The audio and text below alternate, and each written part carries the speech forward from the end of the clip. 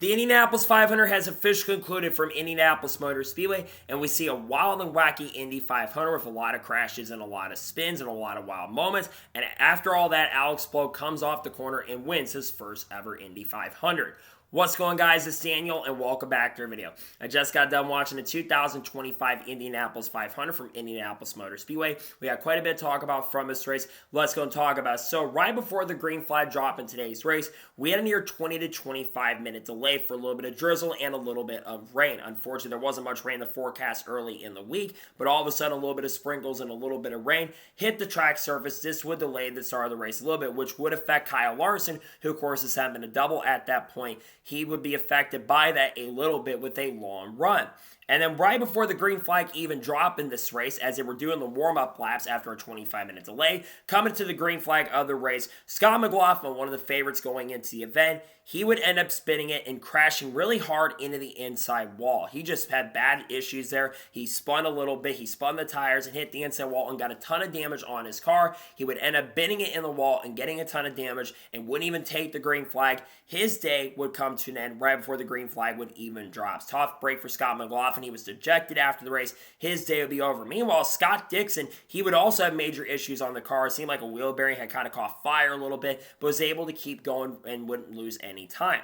And then we actually got going green on lap number 4 of the event with Robert Schwartzman, who had won his first ever pole. He would lead the field to green. As they entered turn number 1, another crash would happen on lap 4 of the event. Marco Andretti was on the outside of Jack Harvey going into turn number 1, and Marco Andretti would hit the outside wall really hard, getting a ton of damage and bending it and crashing really hard in the outside wall, bringing out the yellow and the caution. And then we would have another caution, I believe, because I believe it would be rain on the racetrack once again. We actually had Saul Takuma Sato, who got a great run on Robert Schwartzman on the next restart. He was able to get it delayed and would dominate the next portion of the event.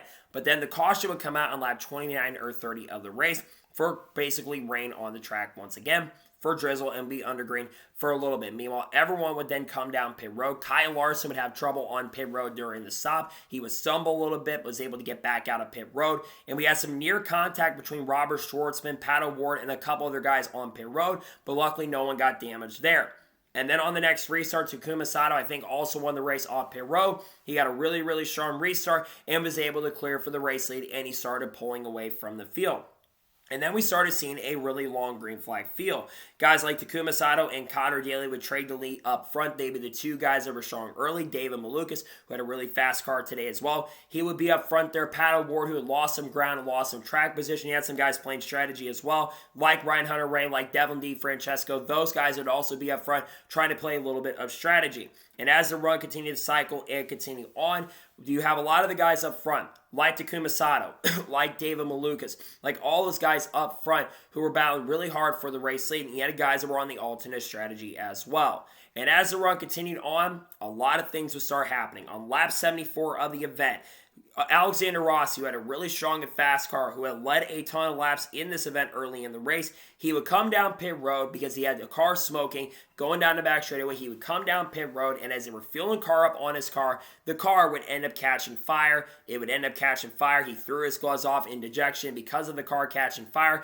Alexander Rossi's race would unfortunately come to an end. Tough break for Alexander Rossi, who had a car capable of winning the race today. His shot at going to victory lane would come to a close in the end.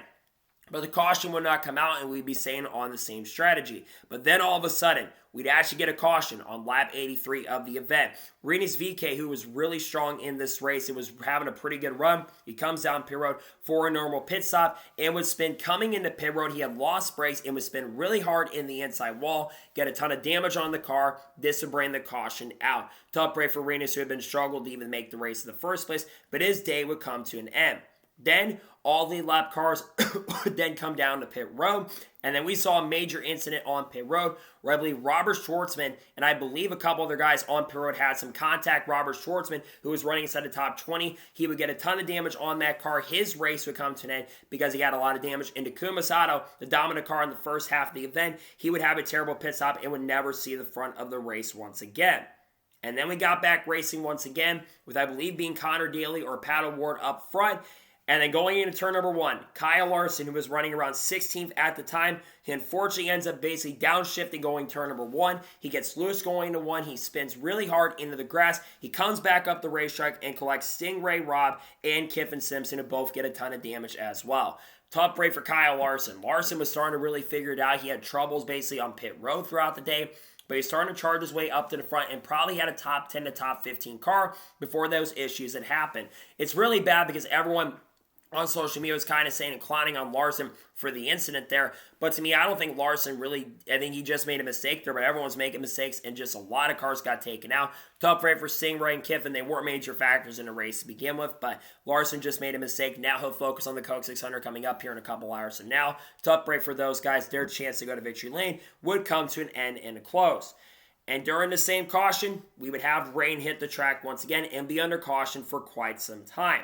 And then we go back green once again with around 100 laps to go, and this would actually be the final restart of the race, with the leader at the time, I believe, being some of the guys who were playing the strategy. Connor Daly was up front, David Malukas was up front in the main strategy, Santino Ferrucci was up there, and of course Alex Palou and Palou were the main guys up front.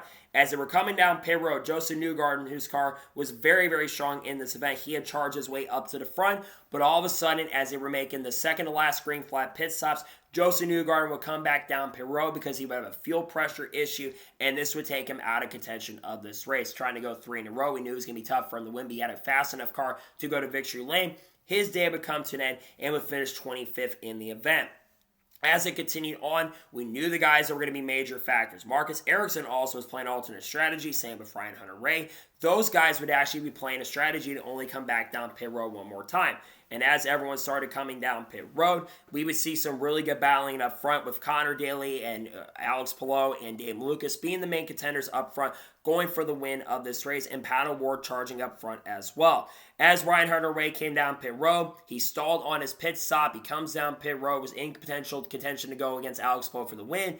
Instead, he stalls on pit road, he loses all of his time, and his race would come to an end with a mechanical gremlin. His day would come to an end. So at this point, you have Marcus Ericsson, who comes out of pit road and actually beats Alex Palou out of pit road and would be the race leader. But all of a sudden, you had a couple guys like Graham, a couple guys like I believe it was Devlin D. Francesco, and I believe it was Louis Foster, who were on the tail end of the lead lap, the Rahal guys. Now, they would stay in front of those guys, and with around 13 laps to go in the race, Alex Palou would make the move to the inside of Marcus Ericsson and was able to take the race lead. And you're thinking at this point, these Rahal guys have got to get out of the way. I get they're bound for position inside the top 20, but still, you got to get out of the way because you're affecting the outcome of the race and you're affecting the outcome of the event. I feel like these guys should have got out of the ways. I feel like they could have been a great battle for the win between Alex Palou and Marcus Ericsson and Pato Ward and those guys who had a chance to go to victory. Instead, they would stay up front. And Ericsson would try everything he could to get up there to make the pass, but he wouldn't have an opportunity to close up to him. As it came to the white flag, Alex Palou had a near 4 or 5/10 of a second lead. And going down the back straightaway, they would go into 3. Ericsson tried to make the move, but didn't have anything for him. A caution would come out on the white flag for Nolan Siegel, who had spun into the outside wall. And Alex Palou would come out the final corner and pick up his first Indianapolis 500 win and his 5th win in the first 6 races of 2025. Alex Palou was my pick, of course, coming into this year's Indy 500. That guy has been the guy to beat so far in 2025. He has just been on a different level and has been on a different planet. And I had a feeling he was going to win this race, especially with how chaotic the first half of this race was. It looked like Alex Palou was going to be the guy to beat, and certainly he was at the end of the day. He got by Ericsson, timed the correct, had the right strategy, saved enough gas, and picks up the win. Congratulations to Alex Palou on winning his first Indy 500. He said that if he wanted to be considered a great, he had to win an oval or the Indy 500. Well, Alex Palou has won the Indy 500 finally, so congratulations to him on winning his first ever Indianapolis 500. Good for him to finally pick up that first Indianapolis 500 win. So now we're going to take a look at the race results from the Indy 500 and get my thoughts on today's race. So Alex Palou picks up the win. Marcus Ericsson finishes second. A big year because he's in a contract year. Nearly gets it done. Played the strategy correctly. Just got past near the end and didn't get the chance to get back by. So really good run for Marcus Ericsson. He's always good in the Indy 500. A great run for him. He finishes second.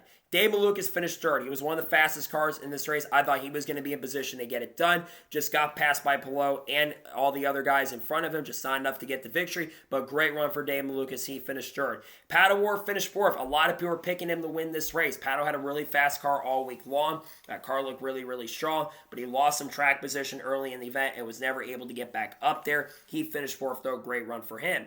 Felix Rosenqvist finished fifth. He ran top 10 all day, had a solid car. Not a race-winning car by any stretch of imagination, but a solid top 5 car. He finishes fifth. Kyle Kirkwood finished sixth. For a guy that struggled most of the early portion of the run, he got that car definitely better and finishes in sixth. Solid day for him. Santana Ferrucci finishes seventh, continues his top 10 streak. Santana was in the top 5 and top 4 near the end, but lost some track position near the end of the run and falls back to seventh. Good run for him nonetheless. Christian Rasmussen finishes eighth. Solid day for Christian inside the top 10. Shows some good speed and pace throughout the whole entire race. Gets the top 10 in eighth place. Christian Lundgaard finishes ninth. He struggled in the early portion of the race, but they definitely made that car a little better and comes home with a really strong top 10 and ninth place. Good run for him. And Connor Daly finishes 10th. I think he had one of the 3 or 4 best cars in this race, but they lost a ton of track position, had a bad pit stop as well, where they lost a ton of ground. He does come home with a solid top 10 and 10th place. Good run for Connor Daly, but he probably should have been up there contending for the win. Takuma Sato finished 11th. In my opinion, the first 2/3 of the race, or half of the race, he had the fastest car, but unfortunately he had a bad pit stop. And he dropped a lot of positions and never was able to recover because it was very difficult to pass in this event. Tough race for Takuma. He finishes in 11th. Kalamala finished 12th. Decent run for him. Elio Castroneves finished 13th. Was never a major factor in the event. Will still look to try to get his 5th Indy 500 win. Devlin DeFrancesco finished 14th. Louis Foster finishes 15th. Nolan Siegel finishes in 16th. Colton Herta finishes in 17th. Colton Herta was up front in the early portion, but unfortunately got a speeding penalty, and it cost him a shot and opportunity to go to victory. Just didn't get the finish I think he deserved. Ed Carpenter finishes 18th. Will Power finished 19th. He struggled all day long, just didn't have the pace and speed. He finished 19th, and Graham Rahal finished 20th. Marcus Armstrong finished 21st. Jack Harvey finished 22nd. Scott Dixon finished 23rd. He had issues early in the event. Had to come back down pit road with the bearing issues. He still finished 2 laps down, but does get a top 25. Ryan Hunter-Reay finished 24th. Had a great run going for his issues happened today. He finished 24th. 25th for Joseph Newgarden, one of the fastest cars in the field. Nothing to show for after his field pressure issues. Same Ray Robb finished 26th. Kyle Larson, after crashing out, finished 27th. Now the focus for Larson is try to go win the Coca-Cola 600. Kiffin Simpson finished 28th. Robert Schwartzman finished 29th. Rennis VK finished 30th. Alexander Rossi finished 31st. Mark Andretti finished 32nd. And finishing last in 33rd is Scott McLaughlin. So now, let's talk about the overall race as a whole and give my scoring thoughts on today's race. This race really was a tale of 2 races. The first 100 to 110 laps was wild and chaotic. There were so many crashes, so many spins, so many wrecks, so many tips and turns, and a lot of things were happening in the early portion of the event. But I think the racing up front at times was really, really good. The second half of the race, in my opinion, was not as strong. I think there was definitely some good moments for sure, some good passes. And I think that move by Alex Palou to get by Marcus Ericsson, I thought was really, really good. But the last 10, 15 laps, I got to be honest, were pretty much a slug to get through. The end of the race was a little bit boring, to be honest. And sometimes the Indy 500 can have those moments where the race is a little boring. I got to be honest, the end was not the most exciting. I think it was a decent finish, but wasn't great. It felt like the Talladega finish of 2024. 5 this year where you had the side-by-side finish, but nothing really happened in the final 10 to 15 laps, and there was really no way. Once Palou got the lead, he was going to win this race because of the dirty air in front of him. So my score of today's Indy 500 is going to be about a 6.5 to 7 out of 10. The Wreckfest at the beginning wasn't the biggest fan of, but it was a pretty predictable finish at the end of the day. It's one of the better races of the IndyCar season so far, considering most of the IndyCar races have not been good this year, but my score of today's Indy 500 is going to be a 7 out of 10. So that is going to be it for the 2025 Indianapolis 500. I want to thank you guys for watching. Please subscribe to the channel. Turn notifications on so if I win a video, it does go live on my channel. Follow me on Twitter, Facebook, and Instagram, and support me on Patreon as well. Let's go below that and comment your thoughts below on today's episode. What are your thoughts on the 2025 Indianapolis 500? Let me know your thoughts in the comments below. And congratulate Alex Palou on picking up the win. Let me know your thoughts in the comments below.